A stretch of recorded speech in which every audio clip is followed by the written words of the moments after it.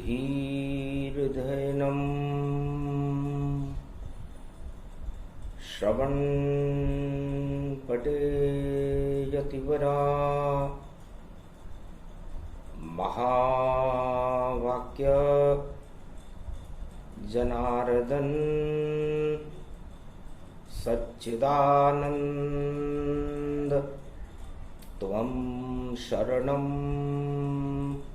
ब्रजेश यादवेन्द्रं दयादाता पुंडरीक्षा क्षीरसागरशयनं कमलनयनं नमस्तुते नमामि श्रीहरि। धैर्य से जिसको धारण किया जाता है, कर्णपटवों से जिनका पान किया जाता है, ऐसे सच्चिदानंद भगवान श्री यादवेंद्र सरकार को मैं नित्य ही चिंतन करता हूँ, नमन करता हूँ। जिनको नमन करने से मंगल आदि मंगल तो हो ही जाते हैं, साथ ही में बहुत बड़ा बल मिलता है मनुष्य। वाणी ब्रह्माणी करो, वाणी पर नितवास, राम कथा वर्णन करूं पूर्ण करुमा। वीणा पुस्तक धारणी हंसारूढ़नी, सकल सिद्धिम गुणदायकम प्रतिभूतम परम प्रसन्न मुक्तिदायिनी। यदा यदा धर्मानि शक्ति जगदम्बे नमामि भगवती परम प्रसन्न मुक्तिम। ज्ञान चक्षु जिह्वा निवासो सदादयं दधि अक्षर तारणी सरस्वती अंबिका अंबिका भगवती भयहारिणी शोक निवारणी रोगादि भय विनाशिनी जगदम्बे नमामि। माँ माँ माँ माँ माँ। बेटा जब बुलाए माँ को आना चाहिए, और भारत की रक्षा में कृपा का हाथ बनाना चाहिए। रोहिणी जब तपे तो अन्न उत्पादन करवाना चाहिए, और जब पड़े सोमती भारत में और जेठ मास में तो माँ को आना चाहिए। सोमवार की सोमती और जेठ का मास, अरे वाणी ब्रह्माणी जगदम्बाई वाणी के पास तो मंगल हो गया भारत भारी। और बरसा बरसे चौर सारी, अन उत्पादन रिद्धि सिद्धि के भरे रहे भंडार। रविवार की चतुर्दशी और सोमवती सरकार, सोमवती अमावस्या पड़ जाए और शनि देव की जयंती पड़ जाए, जेठ का महीना पड़ जाए और तपती हुई रोहिणी मिल जाए, तो चार चतुर्योग पड़े भारी। कृपा हो ईश्वर की सारी। तब गरुड़ जी ने भगवान विष्णु से पूछा, महाराज आप क्षीर सागर में शयन करते हैं, मैं आपका वाहन हूं, पंख विहार करता रहता हूं। शेष शैया पर आप शयन करते हैं, शेष जी की फुकारें आपके चारों ओर तरंगे बनकर फैलती रहती है। लक्ष्मी चरण चापन करती रहती हैं। संपूर्ण त्रिलोक की बड़ी बड़ी महाशक्तियां इस क्षीर सागर में रमण करती रहती है। लेकिन फिर भी आपको और आवे याद भुसुंड। कौन ये काग भुसुंड है जो जिनको नहीं घमंड। नारद घंटा ध्वनि करे और ये बेकुंठ का रूप। अरे कौन है काग भुसुंड जी और मिलन करो सुरभु। भगवान विष्णु ने कहा गरुड़ जी मेरी भी इच्छा थी, क्योंकि संपूर्ण विश्व में और भारत में जेठ के महीने में तपती रोहिणी में सोमवती अमावस्या का महापर्व प्रारंभ हो रहा है। हमें राम नाम का अमृत, क्षीर सागर का अमृत तपती हुई रोहिणी में सारे भारत के भक्तों को पिला देना चाहिए। तो आप भी छोड़ो बैकुंठ अब, क्योंकि आप हो रूप घमंड। आपको बड़ा घमंड आ गया गरुड़ जी कि भगवान विष्णु मेरे पर सवार रहते हैं और इनको जहां चाहूं मैं पहुंचा सकता हूं। तो यहां घमंड बिल्कुल नहीं चलता है, यहां तो निर्मल मन ही रह सकता है। तो निर्मल मन जन सो मोहि पावा, मोहि छल छिद्र कपट नहीं भावा। और आपके अंदर ये घमंड लगता है क्षीर सागर कंपायमान है। आप तुरंत जाओ नीलगिरी पर्वत भारत में, और जो कैलाश के पास वहां बैठे कागभूषुंड जी जो करे राम का जाप। कागभूषुंड जी राम नाम का जाप करते हुए भी काले क्यों हैं? और राम नाम के जाप का क्या प्रभाव होता है? उस राम नाम के अमृत का आप भी रोहिणी में पान करो और अपनी सुमति बनाओ, कुमति हटाओ। इसलिए है संसार वासियों, भारत के भक्तों, विश्व के चक्रवर्ती सम्राटों और हिमालय के संत, दृश्य अदृश्य संतों, शुभ दिन प्रारंभ हो रहा है शनि जयंती के साथ। जेठ मास सोमवती अमावस्या पड़ रही है, और सोमवती अमावस्या रोहिणी में पड़ जाए और कागभूषुंड की वाणी का एक शब्द भी कोई सुन ले तो अमृतमय वह बूंद है। कागभूषुंड भगवान, और कागभूषुंड तो कर्म आपके, और उसे करो उनसे अमृत का पान। तो गरुड़ बहुत ही श्वेत था, अंदर मन था काला, और कागभूषुंड जी ऊपर से काले पर था अमृत का प्याला। तो कागभूषुंड जी ऊपर से तो काले थे, लेकिन अंदर से अमृत के प्याले थे। और गरुड़ जी ऊपर से तो सफेद थे, लेकिन अंदर से उनके मन में घमंड था। तो घमंड का ही मैं पान करूं और सारे जग का नव निर्माण करूं, और 8 भोग को त्याग करो तब दर्शन घर में आन करूं।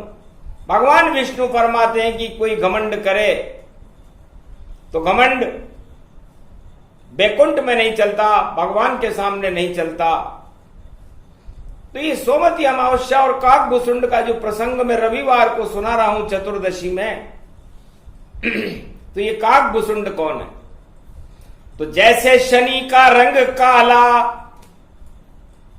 और न्याय देवता कहलाते हैं, और सोमवती में पड़ गई जयंती उनकी, तो हम भी शनि नाम गुण गाते हैं। तो कर्म प्रदान विश्व करी राखा, जैसे कर्म वैसे फल चाखा। इसलिए है लक्ष्मी कर्मों की प्रधानता है, और कर्मों के देवता शनि देव हैं जो काले हैं। काले क्यों हैं? क्योंकि मृत्युलोक के सब मानव काजल की कोठरी रहते हैं, और ऐसा एक भी मनुष्य धरती पे नहीं जिसमें दाग लगे नहीं रहते हैं। तो उन दागों को आप हटाने के लिए तुम्हें अमृत पान करना होगा। और शनि जयंती पड़ी सोमवती पर्व, हमें राम नाम लेना होगा।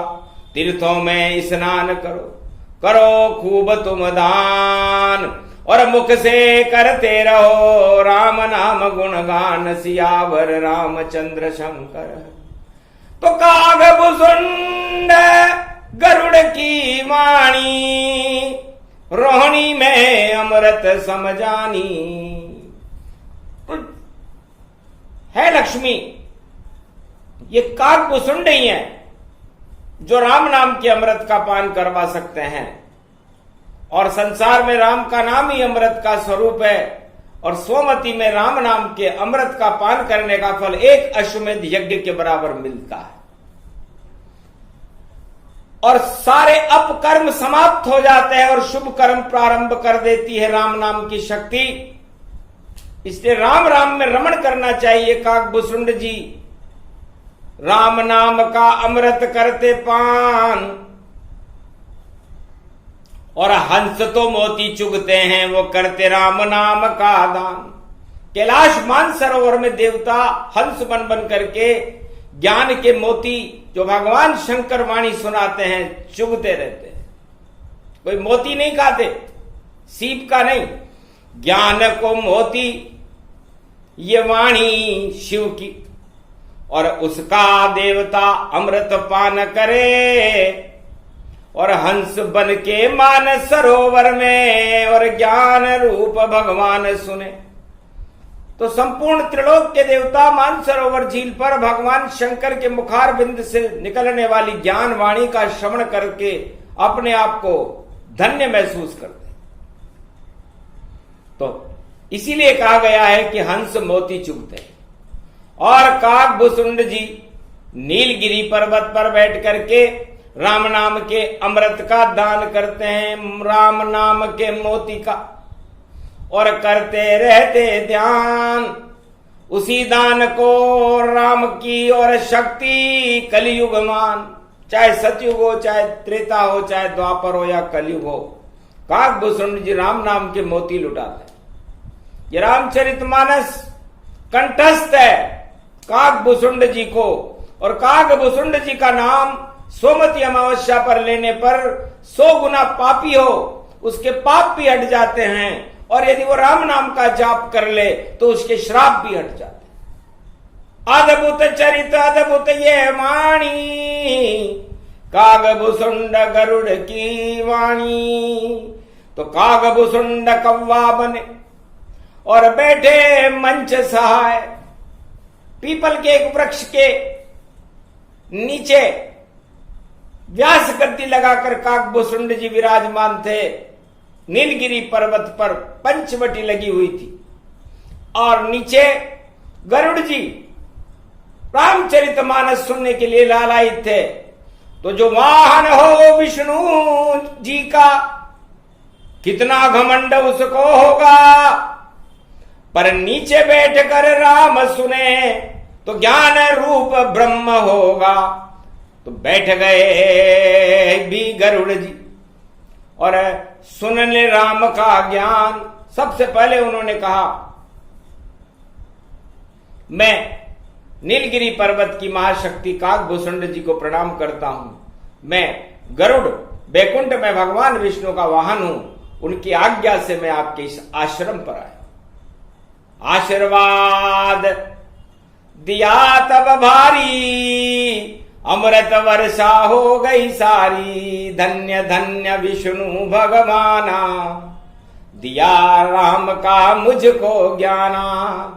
रोहिणी अमृत पान कराऊं, सोमती का स्नान कराऊं। ओम राम राम राम राम राम रमण स्वरूप ब्रह्म गति वैभव रूप निधाना। राम नाम जप ले रे प्राणी, मिल जाए भगवाना। राम नाम शुभ गति रूपतन, आत्म ब्रह्म दिखावे। अमृत पान रोहिणी मानो, जिसे राम मिल जावे। हे भूषुंड तेरा घमंड, ये राम नाम ही हटाएगा।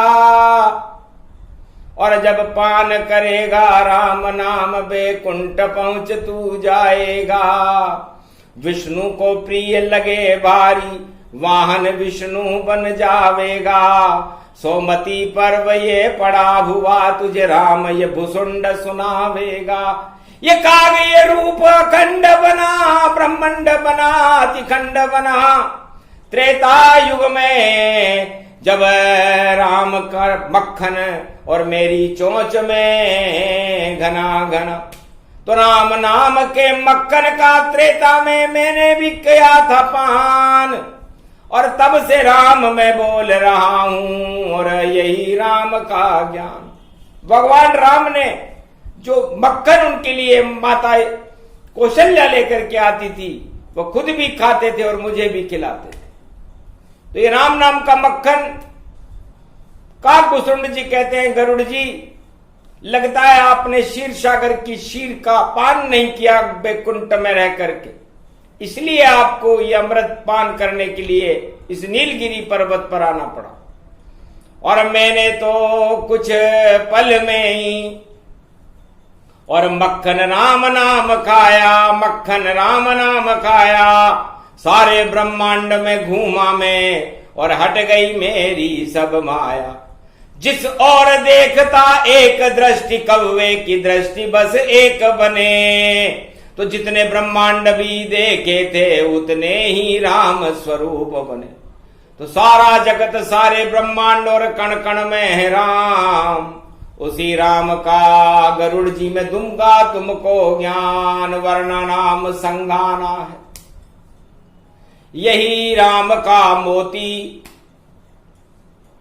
अरे इस मोती का पान करो तो सुन लो राम की श्रुति। तो श्रुतियां प्रकट होंगी और वाणी प्रकट होने के बाद आपको ज्ञान हो जाएगा। तो श्री रामचरितमानस प्रथम शब्द प्रारंभ, वर्णा नामर्थ संगाना। काकभूषुंड जी ने एक शब्द बोला, वर्णा नाम संगाना है। गरुड़ सोमती का महापर्व है कल, और हमें राम कल्प प्रारंभ करना चाहिए ताकि मृत्यु से दूर रहे। राम का उल्टा मरा होता है, और इस मृत्यु लोक में तुम राम नाम सुनने आए हो। मेरा तो अहोभाग्य है कि भगवान विष्णु ने मुझ पर असीम कृपा की, सोमती अमावस्या पर कृपा की। तो काले जितने पाप तुम्हारे हट जाएंगे पल में सारे। धवल स्वरूप रूप गति पावा, निर्मल जन मन सो मोहि भावा। घन घमंड को फेंक दो ये तो काल समान, ये काला रंग मेरे ऊपर डालो गरुड़ भगवान। ये सारा काला रंग जो आपने भर रखा है भोगों का, ये मेरे ऊपर डाल दो, क्योंकि मैं तो कौवा हूं। ये काली मां मेरे पर अच्छी भी लगती है, और मेरी एक ही दृष्टि है, और उस दृष्टि में नारायण रहते है गरुड़। तो मैं पहला शब्द व से प्रारंभ करता हूं, क्योंकि रामचरितमानस तो चले हजारों साल, पर एक शब्द में मोती बनाकर करूं राम साकार। तो वह शब्द सबसे पहले रामचरितमानस का सबसे मुख्य बिंदु वह शब्द है, वर्णा नाम अर्थ संगाना। रामायण प्रारंभ भी वकार से होती है और वकार में लय हो जाती है। तो वह शब्द शून्य गति जानो, और शून्य सार इस जग को मानो। ये संसार शून्य का सार है। यहां पर आप शून्य खाली आता है और शून्य खाली होकर के ही जाओगे, तो आपके साथ कुछ भी नहीं जाएगा, जाएगा तो केवल राम का नाम जाएगा। इसलिए शून्य के अमृत को पान कराने के लिए मैं तुम्हें शून्य में ले चलता हूं, ब्रह्म में ले चलता हूं। तो भगवान विष्णु जितने भी ब्रह्मांड उनके चिपके रहते हैं उनकी आत्मा में, वो सब शून्य रूप हैं। गोल गोल सब गोल हैं, गोल गोल गति गोल। गोल गोल में राम नाम का, मिश्री में रस गोल। तो मोती भी ये गोल है और विष्णु भी ये गोल। अरे राम नाम के लड्डू को पिज्जा गोल और गोल। तो ये शून्य है, और इस शून्य को जागृत करने के लिए हमारी ये 10 इंद्रियां और पंच तत्वों का शरीर है। इसमें हमें राम नाम को जागृत करना चाहिए, और वो राम संपूर्ण ब्रह्मांड का नारायण एक ही है। तो शून्य के आगे एक लगे तो वह शब्द बन जाता है, और एक नारायण वह बनकर और सारी सृष्टि चलाता है। तो वैसे ही विष्णु बने, वैसे ब्रह्मा जान, और शिव के पीछे वह लगे तो विश्वनाथ गतिमान। तो ये तीनों जगत गुरु अपने अंदर इस वह विष्णु के अणु को छुपा कर रखते। यही राम का अमृत है। ये शून्य से प्रारंभ होकर शून्य में ही लीन हो जाता है, उसे राम कहते हैं। और सोमती पर्व का अमृत है ये गरुड़, और इसका श्रद्धा से पान करो, और राम नाम गुणगान करो, और मंगल भारत आन करो। तो सारे भारतवासियों को काकभूषुंड जी मार्गदर्शन करते हैं कि शनि देव की जयंती है और शनि कर्मों के देवता हैं। तो हे काकभूषुंड जी, हे गरुड़ जी, भगवान नारायण फरमाते हैं कि सोमती का जब पर्व पड़े तो सुमति बनानी चाहिए, न कि महाभारत रचना चाहिए। क्योंकि सोमती पर्व पर आप जैसा करोगे वैसा भरोगे। तो आप अपने अंदर जितने भी आपके उन्माद है उनको गंगा जल में फेंक दो, अपने घन घमंड और 8 तरह के भोगों को गंगा जल में फेंक दो, वरना कुमति हो जाएगी। और कुमति करे घमशान, और महाभारत हो जाए तो कृपा नहीं भगवान। फिर महाभारत में भगवान की कृपा नहीं होती, फिर तो उन आत्माओं को प्रतिशोध की भावनाओं से पश्चाताप करना पड़ता है। इसलिए है भारतवासियों, ये शनि देव की जयंती के साथ सोमती का महापर्व कलयुग में 2022 में प्रारंभ हो रहा है। कोई हंसी खेल नहीं है। इसलिए भारत के राष्ट्राध्यक्षों, भारत के राजाओं और भारत की प्रजा, समस्त भारतवासियों को शांति बल अपने अंदर स्थापित करके भगवान के नाम का स्मरण करके प्रतिशोध की भावनाओं का त्याग कर देना चाहिए। वरना आपकी हालत भी गरुड़ जैसी होगी, क्योंकि गरुड़ जी को वैकुंठ छोड़ करके नीलगिरी पर्वत पर रामचरितमानस से कव्वे से सुनने आना पड़ा। इसलिए बड़े बड़े राष्ट्राध्यक्षों को कव्वे के आगे जाके, छोटे आदमियों के आगे जाके हाथ जोड़ने पड़ेंगे यदि आपने प्रतिशोध की भावनाओं को फैलाया। रोक दो इस प्रतिशोध को और करो शांति ताय, और शांति से भगवान का और नाम जपो मुख माय। अपने मुख में भगवान का नाम जपो। शनि कर्मों के देवता है, शुभ कर्म करो, अशुभ नहीं। जहां सुमति तह संपत्ति नाना, और जहां कुमति तह विपत्ति निदाना। कुंडली को क्या दिखाते हो? सारे ज्योतिष लोग कुंडलियां लिखा लिखा करके जा रहे हैं, हम कैसे हैं, हमारा क्या होगा। सारे ज्योतिषियों को वाणी मार्गदर्शन करती है। संसार के जितने भी ज्योतिषी हैं वह उस व्यक्ति से पूछें जो उनको अपनी कुंडली दिखाने आया है, जैसे गरुड़ जी अपनी कुंडली काकभूषुंड जी को दिखाने आए कि भगवान आपको कैसे लगते हैं। बस वो कह देगा इच्छा ही नहीं होती भगवान के प्रति मेरी, भगवान मुझे अच्छे नहीं लगते हैं, मुझे राज ताज और पुत्र स्त्री और भवन ये अच्छे लगते हैं। तो समझो लंकापति रावण और घोर राक्षस जान, कितने भी पुण्यात्मा करे गलत सब काम, वो आदमी रावण के समान है, रावण जैसी बुद्धि रखता है और भगवान से उसका कोई लेना देना नहीं है, वो भोग की तरफ जा रहा है। इसलिए अपने आप को वो राक्षस मान ले, कुंडली की कोई जरूरत नहीं। और जो कहे कि भक्ति में लगता है मन मेरा, मुझे भगवान ही अच्छे लगते हैं और जीवन भर राम भजन करता ही रहूं, बस ऐसे लक्षण मेरे रहते हैं, तो उसको भक्त ही मानिए और देव स्वरूप ही जान, और वही सबसे सुंदर मानव है, करे प्रजा कल्याण। नहीं राज ताज उसको अच्छा, सुंदर स्त्री अच्छी नहीं लगती है, उसको माया से मतलब क्या, ईश्वर शक्ति उसे अच्छी लगती है। तो बस इतनी सी कुंडली, इतना सा ही ज्ञान। और कागभूषुंड जी दे रहे और गरुड़ सुने अपने कान।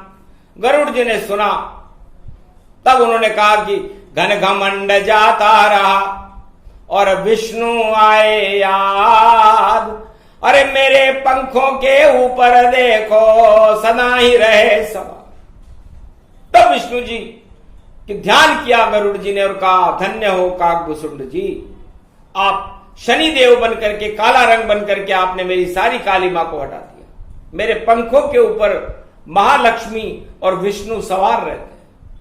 बड़े गर्व की बात है मेरे ऊपर, जो संसार का भरण पोषण करते हैं, पूरे त्रिलोक का भरण पोषण करते हैं, उनका वाहन बनने का मुझे सौभाग्य मिला। लेकिन मैं अपनी आंखों से सामने देखता रहा, मैंने भगवान विष्णु को कभी देखा नहीं, क्योंकि भगवान विष्णु के पीछे रहता हूं मैं। आगे लक्ष्मी जी उनके चरणों का चाप करती हुए और नारद घंटा ध्वनि करते हुए उनके दर्शन करते रहते हैं, लेकिन यह सौभाग्य हमें नहीं मिला। शेष जी भी अपने ऊपर से भगवान विष्णु को देखते हैं, लेकिन मुझे तो पीछे रहना पड़ता है, इसलिए पीछे ही मैं रह गया। आ गया घन और घमंड, उसका दंड मुझे मिल रहा और जागृत किया ब्रह्मांड। हे कागभूषुंड जी, आपने मेरे अंदर ब्रह्म तत्व को जागृत कर दिया। मुझे भगवान विष्णु अब हर पल मेरी दृष्टि में आ गए हैं। लगता है मेरा घमंड जाता। तो राम नाम इतना बड़ा, हट गए सभी घमंड और दंड मुझे विष्णु दिया और ज्ञान कागभूषुंड। तो कागभूषुंड जी ने जब ज्ञान दिया तो मेरे नेत्र चक्षु खुल गए, ज्ञान चक्षु खुल गए। रामायण का एक शब्द सुना, मोती बनकर सुना, वह शब्द सुना। अब वह बड़ा महत्वपूर्ण शब्द है। कागभूषुंड जी कहते हैं कि सारा त्रिलोक इस वह शब्द में आ जाता है। वह से ही विष्णु बनते हैं, वह से ही ब्रह्मा बनते हैं, वह से ही शिव बनते हैं, वह से ही वसुंधरा बनती है, वह से ही वर बनता है, वह से ही वधु बनती है। तो इस वसुंधरा के ऊपर, जिसे ब्रह्मा सृष्टि को रचते हैं, वर और वधु मिलकर के सृष्टि की रचना करते रहते हैं। और वर और वधु के मिलन से जो संतान उत्पन्न होती है, उससे सृष्टि की रचना होती है। तो हर मनुष्य को ब्रह्मा बनना पड़ता है जब वो संतान उत्पन्न करता है, और हर मनुष्य को विष्णु बनना पड़ता है जब उस संतान का पालन पोषण करता है, और फिर उसका विवाह करके और उसकी गृहस्थी को अलग करता है। तो हर नर नारी को शिव बनना पड़ता है और उसको अलग करना पड़ता है। तो ब्रह्मा विष्णु महेश, रामायण का ज्ञान, एक परिवार के बने आप और वह बने विश्व त्रिलोक भगवान। वो त्रिलोक के ब्रह्मा विष्णु महेश हैं और आप एक परिवार के ब्रह्मा विष्णु महेश हो। कितने परेशान हो, कितनी कुंडलियां दिखा रहे हो, कि अपने ऊपर काले कर्मों के पाप चढ़ा रहे हो, राजताज में आपकी इच्छा होती है, भगवान के भजन करने में आपकी रुचि नहीं है, तो फिर आपको इस मृत्यु लोक में मिलने वाला क्या है। जिस तरह कागभूषुंड जी काले हैं, इस तरह आप इस काजल की कोठरी में बैठे हुए यदि इन वस्तुओं को देखते रहोगे तो आपकी आंखों में जाले आ जाएंगे और कालापन आपको अधोगति में डाल करके 84 लाख योनियों में पहुंचा दे। इसलिए आप जीवन मुक्त होना चाहते हो तो सोमवती महापर्व पर जो कल राम नाम जपते रहना, तो आपका कल्याण होगा। और ये काली कलयुग की काली काली माएं भी हट जाएंगी और भगवान राम के साक्षात दर्शन करने का सौभाग्य सोमवती महापर्व पर हर भक्त को भारत में मिल सकता है, यदि उसकी भगवान पर श्रद्धा हो। तो श्रद्धा प्रसंग सूक्ष्म ही सुनाया, कागभूषुंड गरुड़ ने गाया। कागभूषुंड गरुड़ की वाणी, सुने सुनाए भारत में प्राणी। उन सबका कल्याण हो, उन्हें मिले भगवान। शनि देव नहीं लगेंगे उनके, जो सुने वाणी का ज्ञान। शुभ शुभ कर्म करो सब, करो दान और पुण्य।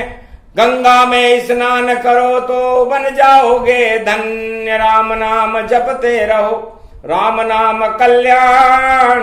राम ही बेड़ा पार करेंगे, राम ही है भगवान। तो सबसे बड़ा इस जगत में राम से बड़ा न कोई, सारी सृष्टि राममय सिया राममय हो। ये प्रसंग जो भी सुने दर्शन राम के जान, वाणी को दर्शन देने आए राम भगवान। बोलो जय श्री राम, जय भगवान।